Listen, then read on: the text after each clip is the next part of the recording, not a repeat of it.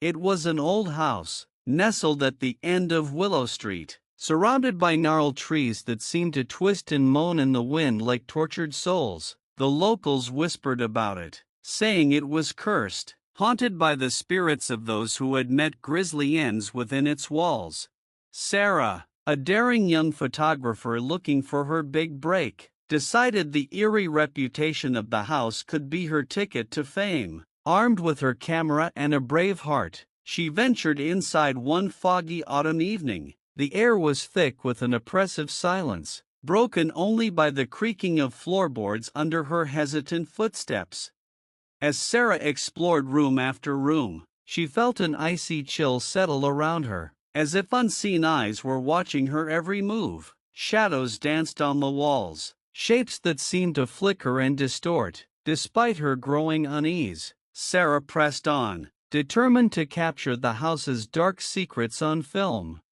In the basement, she stumbled upon an old, dusty photo album. Its pages were filled with faded images of people long gone, their faces twisted in anguish or frozen in terror. One photograph caught her attention, a young girl, no older than 10, with hollow eyes and a mouth sewn shut. Sarah shuddered, feeling a presence behind her, but when she turned, there was nothing.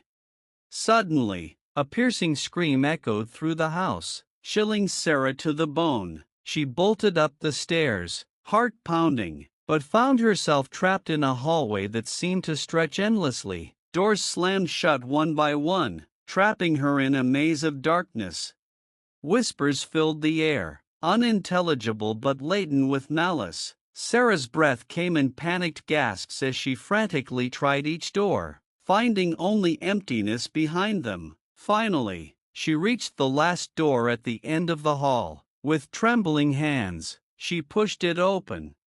Inside was a small, decrepit nursery, bathed in an eerie green glow. A rocking chair swayed gently, its movements synchronized with the low, menacing hum that filled the room. Sarah's eyes widened in horror as she saw the spectral figure of the young girl from the photograph, standing in the corner.